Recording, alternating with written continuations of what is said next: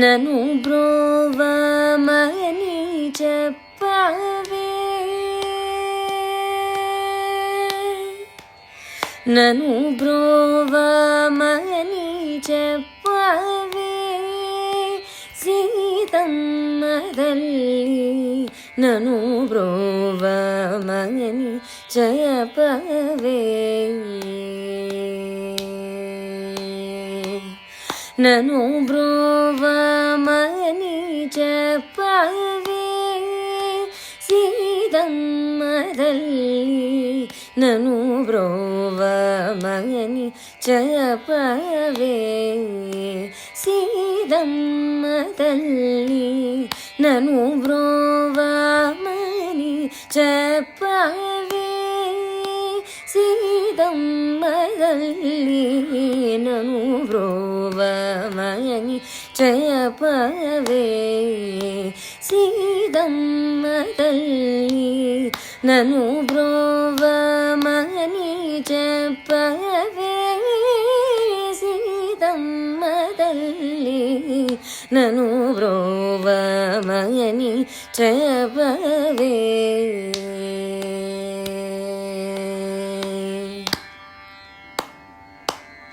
నను బ్రోవమని చెప్పు నారీ శిరోమణి,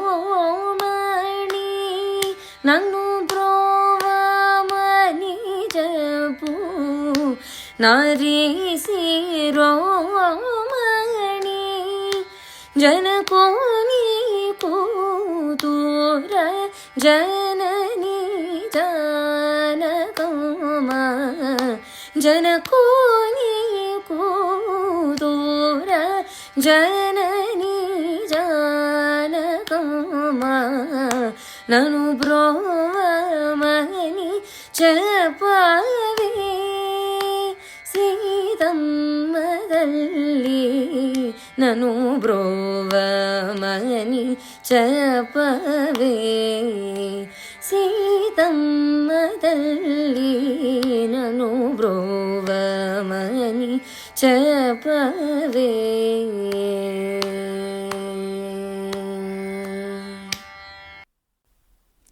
శ్రీశ్రవణం ఛానల్కి శ్రోతలందరికీ కూడాను మరొకసారి స్వాగతం. ఈరోజు మనం విన్న ఈ కీర్తన రామదాసు కీర్తన. ఇది కళ్యాణి రాగంలో కృతి చేశారు. చాలా చక్కగా పాడి వినిపించింది మనకి శ్రావణి. మరొకసారి ఆ అమ్మాయికి అనేక అభినందనలు తెలుపుతూ ఆశీస్సులు తెలుపుతూ యోగ వాసిష్ఠ కథలో ఈరోజు మనం నిన్నటి ప్రశ్నకు సమాధానం చెప్పుకోబోతున్నాం అనమాట. తత్వవేత్తలైన విద్వాంసులకు మనస్సు ఉండదంటారా అంటూ వేసిన శ్రీరాముడి ప్రశ్నకి సమాధానంగా వశిష్ఠుల వారు ఏం చెప్తున్నారంటే, ఉంటుంది, కానీ అందులో ఉండే వాసనా బీజాలు తత్వజ్ఞానం చేత నశించిపోతాయి. అంటే బాగా వేగించిన గింజల్లాగా మాడిపోతాయి. అందువల్ల మళ్ళీ వాళ్ళకి ఆశలు కానీ సుఖదుఖాలు కానీ రాగద్వేషాలు కానీ రావన్నమాట. అంటే వేయించిన గింజలోంచి ఏ విధంగా అయితే మొక్క రాదో ఆ విధంగా వీళ్ళకి ఇంకా రాగద్వేషాలు కానీ సుఖదుఖాలు కానీ కలగవు. అలాంటి స్థితి అందాలంటే శాస్త్రాభ్యాసము, సజ్జన సావాసము, యోగాభ్యాసము అనేవి 3 ఉండాలి. కనుక రామ, వాటిని నువ్వు సాధించి వాటి ద్వారా నీ మనోవేగాన్ని నువ్వు నిలుపుకో అన్నారు. ఈ విధంగా ప్రారంభించిన వశిష్ఠబోధ మనకి 50వ సర్గలో 85 శ్లోకాల దాకా సాగుతుందన్నమాట. వాటిలో 64వ శ్లోకం నుంచి వృత్తం కూడా మారిపోతుంది మనకి. కవితామయంగా సాగిన ఈ బోధల్లో వశిష్ఠ మహర్షి ఆ మనస్సే ఒక పాము అన్నారు, గద్ద అన్నారు, కోతన్నారు, పాశం అన్నారు, కత్తి వాదర అన్నారు. ఇలా ఎన్నో చెప్పి చెప్పి చెప్పి చివరికి ఆయన ఇలా అన్నారు, చిత్తేన చేతస్సమమాసు నీత్వా శుద్ధేన ఘోరాస్త్రమివాస్త్రయుక్త్యా చిరాయ సాధో త్యజ చంచలత్వం విమర్కటో వృక్ష ఇవాక్షత శ్రీహి అన్నారు. రామా, శత్రువు వేసిన రాజస బ్రహ్మాస్త్రాన్ని సాత్విక బ్రహ్మాస్త్రంతోటి అణిచిపారేసినట్లుగా సంసార కలుషీకృతమైన చిత్తాన్ని వైరాగ్య పరిశుద్ధమైన చిత్తంతోనే అణిచివేయాలి. ఈ ప్రక్రియ త్వరగా పూర్తి కాదు. పూర్తయిపోయిందని భ్రమలో పడి మధ్యలో మానేయకూడదు. చాలా కాలం ఈ ప్రయత్నం చేస్తే జ్ఞాన సమాధి లభించి దానివల్ల మనస్సులో ఉండే చలనగుణం తొలగిపోతుంది. అప్పుడు నువ్వు కోతి దిగిపోయిన చెట్టులాగా నిశ్చలంగా ఉండిపోతావు, నిష్కల్లోలంగా ఉండిపోతావు. ఇలా అనడంలో వశిష్ఠ మహర్షికి ఒక ఉద్దేశం ఉందన్నమాట. ఇంతవరకు నీ మనస్సు యొక్క చలనాన్ని నిలుపుకో, మనస్సు లేకుండా చేసుకో, దానికోసం యోగ సాధన చెయ్యి అంటున్నాడే కాని ఆ యోగ సాధన ఏమిటో చెప్పనేలేదు. పరిపూర్ణ చిత్త నిరోధాన్ని సాధించి పెట్టే యోగ ప్రక్రియల్లో కొన్నింటిని శ్రీరాముడికి ఇప్పుడు వశిష్ఠ మహర్షి అందించదలుచుకున్నారన్నమాట. అందుకే 51 సర్గలో ప్రవేశిస్తూనే వశిష్ఠ మహర్షి, రామా, నువ్వు ఉద్దాలక మహర్షిలాగా సాధన చేసి పంచభూతాలను తుడిచిపెట్టేసి మనోజయాన్ని సాధించుకో అన్నారు. అనడంలో ఉద్దేశం ఏంటంటే ఈ ఉద్దాలక మహర్షి యొక్క కథ చెప్పడం అన్నమాట. రామా, ఒకప్పుడు గంధమాదన పర్వతం మీద ఒక మద్ది చెట్టు కింద ఉద్దాలకుడు అనే మునిబాలకుడు తపస్సు మొదలుపెట్టాడు. నూనూగు మీసాలు వచ్చిరాని వయసులోనే అతనికి వైరాగ్యం కలిగి కొద్దిపాటి శాస్త్రజ్ఞానం కూడా కలిసి వివేకం ఉదయించి అడవిలో ఉన్న మునిపల్లెను కూడా వదిలేసి దూరంగా వచ్చేసి ఏకాంతంగా తపస్సు చేసుకోవడం మొదలుపెట్టారు. ఉద్దాలక కుమారుడికి జ్ఞానసిద్ధి అయితే లేదు కానీ తత్వవిచారణ చేయడంలో మంచి తెలివితేటలు, అది సాధిద్దామని పట్టుదల, కల్మషం లేని చిత్తం ఇవన్నీ ఉన్నాయి. అందుచేత అభ్యాస క్రమంలో అతని జ్ఞానం త్వరగానే బలపడుతూ వచ్చేసింది. అది బలపడుతున్న కొద్దీ అతను ధ్యానం మీద కంటే తత్వ విచారణ మీద ఎక్కువ శ్రద్ధ చూపిస్తూ వచ్చారు. ఏకాంతంగా కూర్చుని తనలో తానే శాస్త్రవాక్యాలను, తర్కయుక్తులను సమన్వయపరుచుకుంటూ ఆత్మతత్వాన్ని గురించి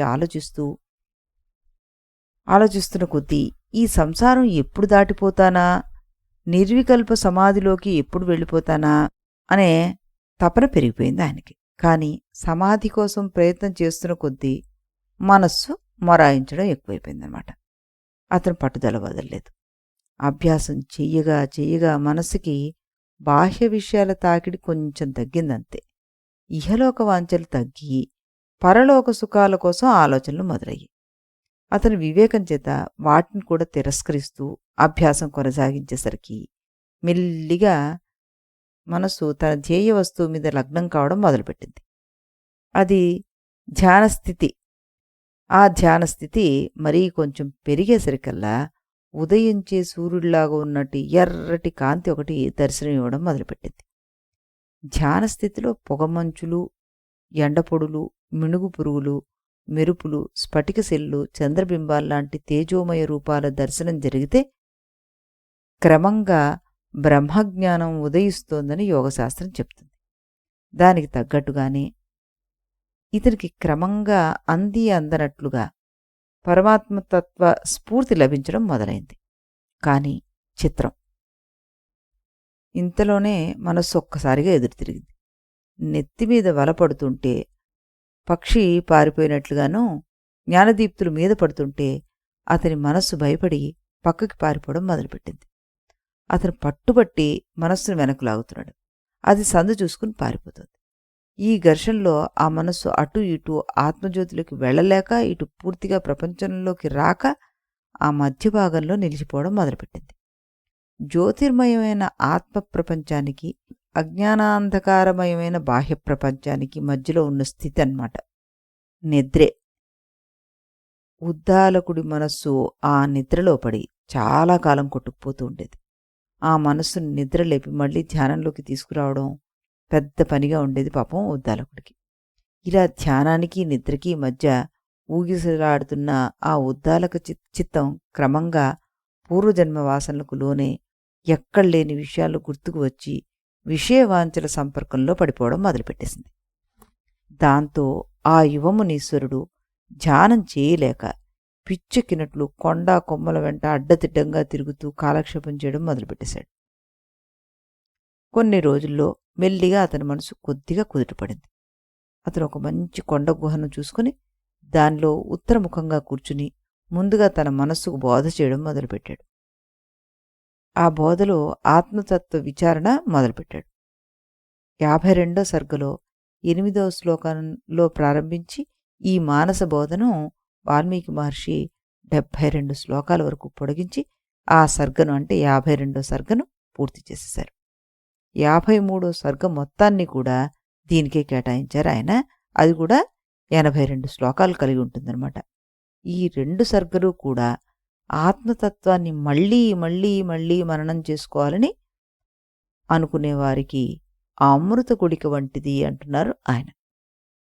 52 సర్గలో మనం కొంచెం దీన్ని సంగ్రహంగా చెప్పుకోవడానికి ప్రయత్నం చేద్దాం. 52 సర్గలో మొదటి భాగం అంతా వైరాగ్య వృద్ధి కోసం చిత్తబోధగా సాగిపోయింది అనుకున్నాం కదా. ఆ తర్వాత వైరాగ్యానికి ముఖ్య హేతువులు ఏమిటని విచారణ చేసి తత్వ విచారమే వైరాగ్యానికి ప్రధాన హేతు అని నిర్ణయం చేశారు. ఇక అక్కడి నుంచి నేను నిర్వికల్పుణ్ణి అనే అనుసంధానం ప్రధానంగా పెట్టుకుని ఆత్మ విచారణ ప్రారంభించారు ఈ ఉద్దాలకుడు. ఈ విచారణా పరంపరలో ఆత్మతత్వ స్ఫూర్తికి ప్రతిబంధకంగా ఉండే వాసనల ప్రసక్తి వచ్చేసింది. దాంతో వాసనలంటే ఏమిటి అనే విచారణ మొదలైంది. ఈ విచారణలో వాసనలకు మూలం అహంకారం అని తేలింది. ఆపై విచారణలో ఆత్మకు వాసనలు కానీ అహంకారం కానీ ఉండే అవకాశం లేదని 82 శ్లోకాలు చెప్పారు కదా, 53లో దాంట్లో చెప్పారు. ఈ రెండూ మనస్సుకి అంటగలవు. ఈ మనస్సుకు ఆధారం శరీరం. కానీ మనశ్శరీరాలనేవి రెండూ ఒక విధంగా శత్రువులు. ఎందుకంటే మనస్సు తనకు బాధ కలిగితే అది శరీరాన్ని కూడా బాధపెడుతుంది. అలాగే శరీరానికి బాధ కలిగితే అది మనస్సును బాధపెడుతుంది. ఈ విధంగా రెండిటికీ మధ్య తాప్యతాపక భావం ఉందన్నమాట. ఈ విధంగా వాటికి విరోధం ఉంది, కానీ ఆ రెంటికి మధ్య పరస్పరము తాదాత్మ్యాభిమానం కూడా ఉంది. ఎలా? మనస్సు నేనే శరీరాన్ని అనుకుని పనిచేస్తుంటుంది. అలాగే శరీరం కూడా నేనే మనస్సు అనుకుని పనిచేస్తుంటుంది. ఈ విధంగా ఈ రెండిటి మధ్యలో పరస్పర ఉపజీవ్య ఉపజీవక భావాలు కూడా ఉన్నాయి. సాధకుడు దీన్ని గుర్తించి ఈ రెండిట్లో ఒకదాని మీద ఉన్న అభిమానాన్నైనా సరే పోగొట్టుకోగలిగితే, అంటే అదే తాననే భావాన్ని పోగొట్టుకోగలిగితే రెండో దాని మీద అభిమానం కూడాను దానంతటదే వెళ్ళిపోతుంది. అలా అని ఈ విచారణలో ఆయన తేల్చారు. ఉద్దాలకుడు ఈ విధంగా విచారణ చేసి చేసి ఒక నిర్ణయానికి వచ్చాడు. విగత మోహతయా విమనస్తయా గత వికల్పన చిత్తతయా స్ఫుటం ఉపరమామ్యహమాత్మనే శీతలే ఘనలవ శరద్దీవ నభస్థలే అన్నారు. నాకిప్పుడు మోహము లేదు, అసలు మనస్సు లేదు. అంటే మనసు పూర్తిగా నిర్మూలన కాకపోయినా దానిలో ఉండే వికల్పాలన్నీ పోయాయి. అందువల్ల నా జీవాత్మ ఇప్పుడు తాపాలన్నీ తీరి చల్లగా ఉంది. నాకిప్పుడు దృశ్యభావమే లేదు. అందుచేత శరత్కారంలోని నల్లని ఆకాశంలో తెల్లని మబ్బుతునకలాగా నేను స్వచ్ఛంగా ఉండిపోతున్నాను. ఇలా నిర్ణయించుకొని ఉద్దాలకుడు యోగంలోకి ప్రవేశించాడు. ఇదంతా కూడా మనకి 53వ సర్గ వరకు చెప్పుకున్నదనమాట. ఇక 54వ సర్గ మొత్తానికి వాల్మీకి మహర్షి ఉద్దాలకుడి యోగ వర్ణనకే కేటాయించేశారు. సాధకులకు ప్రాణప్రధానమైన వర్ణన ఈ రకంగా ఉందన్నమాట. ఎలా? ఉద్దాలకుడు పద్మాసనం వేసుకు కూర్చున్నాడు, కళ్ళు సగం మూసుకున్నాడు, ఓంకారానుసంధానం ప్రారంభించాడు. ఇక్కడ ఓంకారోపాసన విధానాలను వ్యాఖ్యాత ఆనంద బోధేంద్ర సరస్వతి స్వామి చాలా చక్కగా వర్ణించారనమాట. ఆ విషయాలను కూడా కలిపి ఇక్కడ శ్లోకాల్ని చెప్పుకుందాం. ఉద్దాలకుడు ఓంకారాన్ని ఉచ్చైస్వరంతో ఉచ్చరించడం ప్రారంభించాడు. ఇలా ఓంకార జపం కొనసాగేసరికి అతని మనస్సులో ఓంకారమైన ఒక చిత్తవృత్తి ఏర్పడింది. ఆ చిత్తవృత్తిలో నిబద్ధమై ఉపహితమై ఉన్న చైతన్యం క్రమంగా అఖండ బ్రహ్మచైతన్య స్వరూపాన్ని చేరుకోసాగింది. ఆయన అలా అంతూ పొంతూ లేకుండా ఓంకారోచ్చరణ కొనసాగించేసరికల్లే అందులో ఉన్న 4 భాగాలు క్రమక్రమంగా సువ్యక్తమయ్యాయి. అంటే ఓంకారంలో అకార, ఉకార, మకార, అర్థమాత్ర అనే 4 భాగాలున్నాయి. అందులో మొదటి భాగమైన అకారం మీద మహర్షి దృష్టి కేంద్రీకృతమయ్యేసరికి తారస్థాయితో జరిగే ప్రణవోచ్చారణ ప్రక్రియ వల్ల ఆయన శరీరంలో ఉన్న మూల ప్రాణవాయువు సంక్షోభాన్ని పొంది, అంటే ఒక రకమైన కదలికను పొంది అది శరీరంలోంచి బయటికి రావడం మొదలుపెట్టింది. ఈ ప్రక్రియనే రేచనము అంటాం మనం. ఈ ప్రక్రియలో ప్రాణవాయువు బయటికి వచ్చేటప్పుడు ఒక రకమైన ఒరిపిడి ఏర్పడుతుంది. దానివల్ల వేడి పుడుతుంది. దానికి తోడు మహర్షి చేసే బ్రహ్మభావన ఆ వేడిని మరింత పెంచింది. ఆ వేడి పెరిగి పెరిగి మహర్షి భావనలో జ్వాలలు బయలుదేరాయి. ఆ జ్వాలల్లో ఆయన శరీరం పూర్తిగా తగలడిపోయింది. ఇక్కడ వశిష్ఠ మహర్షి ఈ ప్రక్రియ అంతా ప్రణవంలో ప్రథమ భాగమైన అకారం యొక్క ఉచ్చారణ ఫలితమని, ఇది ప్రణవోపాసనలో మొట్టమొదటి స్థానమని, ఇది హఠయోగ ప్రక్రియ కాదని గట్టిగా నొక్కి చెప్తున్నారు. యావాదితమవస్థైష ప్రణవ ప్రథమ క్రమే బభూవన హఠాదేవ హఠయోగో హి దుఃఖదః. ఉద్దాలక మహర్షి అనుభవానికి వచ్చిన ఈ స్థితి ప్రణవోపాసనలో మొట్టమొదట ఏర్పడింది. అది క్రమక్రమంగా ఏర్పడిన స్థితి. అది హఠాత్తుగా వచ్చింది కాదనమాట. హఠయోగం వల్ల వచ్చింది కూడా కాదు. హఠయోగం దుఃఖప్రదం కదా అన్నాడాయన. హఠాత్తుగా ప్రాణవాయువు బయటకు వచ్చేస్తే మూర్ఛగాని మరణంగాని వచ్చే అవకాశం ఉంటుంది మనకి. అందువల్ల ఈ ప్రక్రియను చాలా నిదానంగా సాగించాలని వ్యాఖ్యాత ఇక్కడ మనకి వివరించారన్నమాట. ఇలా ప్రణవోపాసనలో మొదటి మెట్టు సిద్ధించాక ఉద్దాలక మహర్షి ప్రణవంలో రెండవ భాగమైన ఉకారాన్ని మంద్రస్వరంతోటి ఉచ్చరించడం మొదలుపెట్టారు. అప్పుడు అతని ప్రాణవాయువులు నిండుకుండలో నీళ్లలాగా నిశ్చలంగా ఉండిపోయాయి. అవి అలా చాలాసేపు అలాగే ఉండిపోవడాన్ని కుంభక ప్రక్రియ అంటుంటాం మనం. ఈ కుంభక ప్రక్రియ ఇంకా కొనసాగాలి అంటే అప్పటికే తెల్లగా పడి ఉన్న శరీర భస్మం ఆ గాలికి లేచి ఆకాశాన్ని కమ్మి ఆకాశంలో శరత్కాల మేఘంలాగా ప్రకాశించాలి. ఆ రెండో మెట్టు స్థితి కూడా ప్రణవోచ్చారణతో కలిసి బ్రహ్మభావన వల్ల ఏర్పడిందే తప్ప హఠయోగం వల్ల ఏర్పడినది కాదని మళ్ళీ ఇక్కడ వశిష్ఠుల వారు మనకి నొక్కి చెప్తున్నారు. ఇక ఉద్దాలక మహర్షి ప్రణవోపాసనలో మూడో భాగంలో మకారోచ్చరణలోకి ప్రవేశించేసరికల్లా పూరకం అనే ప్రక్రియ అందుకుంది. ఈ ప్రక్రియలో ఆయన యొక్క ప్రాణవాయువులు ఆత్మానందంలో మునిగిపోయి క్రమంగా అమృతమయ కిరణధారలుగా మారిపోయాయి. ఈ కిరణధారలు వర్షధారల్లాగా కింద పడ్డం మొదలుపెట్టాయి. అక్కడ ఉద్దాలక శరీర భస్మం ఇంకా కొంత మిగిలుంది. దానిమీద ఈ అమృత కిరణధారలు పడ్డాయి. దాంతో ఆ భస్మంలోంచి ఉద్దాలక మహర్షి శరీరం మళ్ళీ పైకి లేచింది. కాని ఈ మాట 4 చేతులతోటి నారాయణ స్వరూపంగా పైకి లేచింది. ఆ శరీరం మిగిలిన యోగ ప్రక్రియకు మరింత అనుకూలం అయిపోయింది. అప్పుడు ఉద్దాలకుడు మళ్ళీ మరొకసారి పద్మాసనం బిగించి ఇంద్రియాలను కట్టేసి మనస్సును నిలబెట్టి నిర్వికల్ప సమాధిలోకి ప్రవేశించాలనే ప్రయత్నం మొదలుపెట్టారు. దానికోసం ప్రాణాయామాలను పెంచారు. కాని మనస్సు ఎదురు తిరిగింది. ఆంబోతు కట్టుకొయ్యను ఓడబెట్టుకున్నట్టుగా పొలం మీదకి పరిగెత్తినట్టుగా ఈ మనస్సు పాత జన్మల స్మృతిలోకి వెళ్ళిపోయింది. ఏవేవో సుఖభోగాలు నెమరువేసుకోవడం మొదలుపెట్టింది. ఆధైర్యపడలేదు ఉద్దాలకుడు. మళ్లీ తత్వవిచారణ మొదలుపెట్టి వివేక బలంతోటి చిత్తాన్ని నిరోధించి దృష్టిని ఏకాగ్రపరిచి కళ్ళు అరముడుపులు చేసుకుని రాజయోగ ప్రక్రియలోకి వచ్చేశాడు. దీనిలో భాగంగా ప్రాణాపానాలను నిరోధించాడు.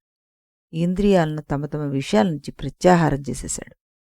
ఇక మనోవాసనారూపమైన లోపలి విషయాలు మాత్రం మిగిలిపోయాయి. అధిష్టాన బ్రహ్మతత్వ భావన బలంతోటి ఉద్దాలకుడు వాటిని బ్రహ్మతత్వంలో విలీనం చేశాడు. ఇప్పుడు పద్మాసనాన్ని మార్చి వృక్షాసనంలోకి వచ్చేశారాయన. నవద్వారాల్లోనూ ఉన్న వాయువుని హృదయస్థానానికి ఆకర్షించి అక్కడ బంధించాడు. ప్రత్యాహార ప్రక్రియను బలం చేసుకుని దాని ద్వారా ధారణ యోగంలోకి ప్రవేశించాడు. దానివల్ల పెనుగాలికి దోమలు చెల్లాచెదరైనట్లుగా అతని సంకల్ప వికల్పాలు ఎగిరిపోయాయి. మనస్సు నిర్మలమైపోయింది. ఈలోగా విపరీత భావనలు వచ్చిపడ్డం మొదలుపెట్టాయి.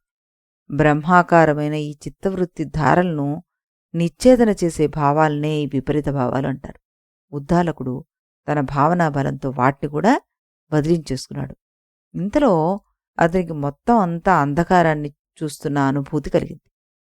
అది తన హృదయాకాశంలో ఉన్న తన తమోగుణం యొక్క ప్రభావం అని, లోపల ఉండే వివేక సూర్యుణ్ణి తమోగుణాన్ని కప్పివేయడం వల్ల ఈ చీకటి అనుభూతి కలుగుతోంది అని ఆయన గుర్తించాడు. వెంటనే సత్వగుణ భావన చేశాడు. దానివల్ల ఆయనకి ఆ చీకటి తొలగిపోయి అరుణోదయ కాంతిపుంజం వంటి తేజస్సు దర్శనమిచ్చింది. కొంతసేపటికి అది కూడా అణగారిపోయి ఉద్దాలక మహర్షి మనస్సులో నిద్రలోకి జారిపోయింది. ఇక్కడ ఈ భావాలన్నీ ఆయా గుణాల భావనా విశేషాల వల్ల కలిగిన అనుభూతులేనని, ఇవన్నీ భ్రాంతిమయ ప్రపంచంలో భాగాలేనని మనకి వ్యాఖ్యాత వివరించారనమాట. నిద్రాదశ యోగ ప్రక్రియలో భంగపాటుకి సూచన. కానీ ఉద్దాలకుడు కొద్దిసేపట్లోనే దాన్ని కూడా ఛేదించుకుని బయటకు వచ్చేశాడు. మళ్ళీ ఆయన మనస్సుని మరికొన్ని రకాల వాసనలు ఆవరించడం మొదలుపెట్టాయి. వీటి వల్ల సృష్టి ప్రక్రియల గురించి భావన మొదలై దానిలో భాగంగా ఆకాశం ఆ మనస్సుకు కనిపించసాగింది. ఉద్దాలకుడు దాన్ని కూడా తిరస్కరించేశాడు. కాని ఈ మాటు మనస్సు మూఢమైపోయింది.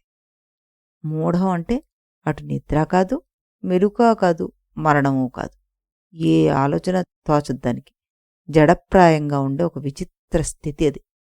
అది కూడా యోగభంగాల్లో ఒకటే అన్నమాట. ఉద్దాలకుడు కొంతసేపటి వరకు ప్రయత్నం చేసి దాన్ని కూడా తప్పించుకున్నాడు. ఈ విధంగా ఉద్దాలకుడు వెలుగు, చీకటి, మూఢత్వం అనే దశలను దాటి క్రమంగా నిర్వికల్ప సమాధిలోకి ప్రవేశించాడు. ఇంచుమించు సమానపుటెత్తులో ఉన్న చెరువులోంచి పొలంలోకి నీళ్లు వదిలిపెడితే పొలంలో నీళ్లు నిండి ఎగతట్టి ఎదురుతన్ని మళ్లీ చెరువులోకి ప్రవహించి చెరువు యొక్క ఆకారాన్నే పొందేట్టుగా ఉద్దాలకుడి మనస్సు కొద్దిసేపట్లోనే మళ్లీ బాహ్య ప్రపంచంలోకి ప్రవేశించేసింది. కాని ఆయన అప్పటికి సమాధి ఆనందాన్ని రుచిచూసి ఉండడం వల్ల, దానికి తోడు అభ్యాసబలం గట్టిగా ఉండడం వల్ల ఆ మనస్సే సమాధి కోసం మళ్లీ ఆరాటపడి సులభంగానే సవికల్ప సమాధిలోకి ప్రవేశించింది. చాలాసేపటికి దాంట్లోంచి మళ్లీ నిర్వికల్ప సమాధిలోకి ప్రవేశించింది. మళ్లీ వెనక్కి జారి సవికల్ప సమాధిలోకి వచ్చింది. మళ్లీ పైకి ఎగబాకి నిర్వికల్ప సమాధిని అందుకుంది. ఇలా పైకి కిందకి ఊగుతూ మధ్య మధ్యలో ఒకసారి బహిర్ప్రపంచంలోకి వస్తూ ఉద్దాలక మహర్షి దీర్ఘకాల సాధన చేయడం ద్వారా ఎక్కువ భాగం సవికల్ప సమాధిలో ఉండేట్టుగా తయారాడు. దానివల్ల ఆయన యొక్క మనోవాసనలు క్రమక్రమంగా నశించి క్షీణించి నిర్వికల్ప సమాధి సులభంగానే అందే పరిస్థితి వచ్చేసింది. కొద్ది కాలానికి అది స్థిరపడి అతను సాక్షి చైతన్యంతో సమాన స్థాయి కలిగిన సత్తా సామాన్య స్థితికి చేరుకున్నాడు. శిలాప్రతిమలాగా అలా నిశ్చలంగా ఉండిపోయాడు. ఇది యోగ భూమికిలో 6వ భూమిక మనకి. దీన్ని అందుకున్న బయటవాళ్లు గట్టిగా ప్రయత్నం చేస్తే తప్ప సమాధిలోంచి బయటికి రాలేరు. కాని ఎందుకో ఉద్దాలకుడు ఈ సమాధిలోంచి బయటికి వచ్చి కళ్ళు తెరిచాడు. కళ్ళు తెరిచి చూసేసరికలే అబ్బో, చుట్టూతా అందరూ గంధర్వ స్త్రీలే, అందరూ అతిలోక సుందరులే. వాళ్ళు కొందరు వాద్యాలు వాయిస్తున్నారు, కొందరు పాడుతున్నారు, కొందరు ఆడుతున్నారు, కొందరు గొడుగులు పడుతున్నారు, కొందరు చామరలు వీస్తున్నారు, కొందరు ఉద్దాలకుడు పాదాల మీద పడి దండాలు పెట్టేస్తున్నారు. దూరంగా ఒక విమానం వచ్చేస్తుంది. ఇదంతా నిదానంగా పరిశీలించారు. అందరూ అందంగా ఉన్నారు, బాగా పాడుతున్నారు, ఆడుతున్నారు. విషయం అర్థమైంది. అంతకు మించి మనసులో ఏ మార్పు రావడం లేదు. సంతోషము కలగడం లేదు, యావగింపు కూడా రావడం లేదు. అలా గుడ్లు మిట్లేసుకుని ముద్దుబారిపోయినట్టుగా చూస్తున్న మహర్షిని చూసిన తర్వాత ఈ విద్యాధర్య కన్యకులు కొంతమంది ముందుకు వచ్చి నమస్కారం చేస్తూ, స్వామి, అదిగో స్వర్గానికి తీసుకువెళ్ళి విమానం, అది మీకోసమే వచ్చింది. స్వర్గానికి సారం మేమే, మీకోసమే వచ్చాం అని అన్నారన్నమాట. రండి వెళ్దామని. మీరు వెళ్ళిరండమ్మా అనేసి ఆయన మళ్ళీ సమాధిలోకి వెళ్ళిపోయాడు. ఆ దేవాంగనులు ఆయన చుట్టూ చేరి చాలా రోజులు ఆటలు పాటలతోటి కాలక్షేపం చేశారు. ఆయన సమాధిలోంచి బయటికి రాలేదు. చివరికి వారే అక్కడి నుంచి వెళ్ళిపోయారనమాట. ఆ తర్వాత ఏమైంది? ఈ విషయం మనం రేపు ఇదే సమయానికి ఇదే ఛానల్లో శ్రీరాముల వారి కీర్తనను విన్న తర్వాత ఆ సమాధిలోంచి ఆయన బయటికి వచ్చారా, బ్రహ్మ కైవల్యాన్ని పొందారా అన్నది తెలుసుకుందాం. అంతవరకు సెలవు.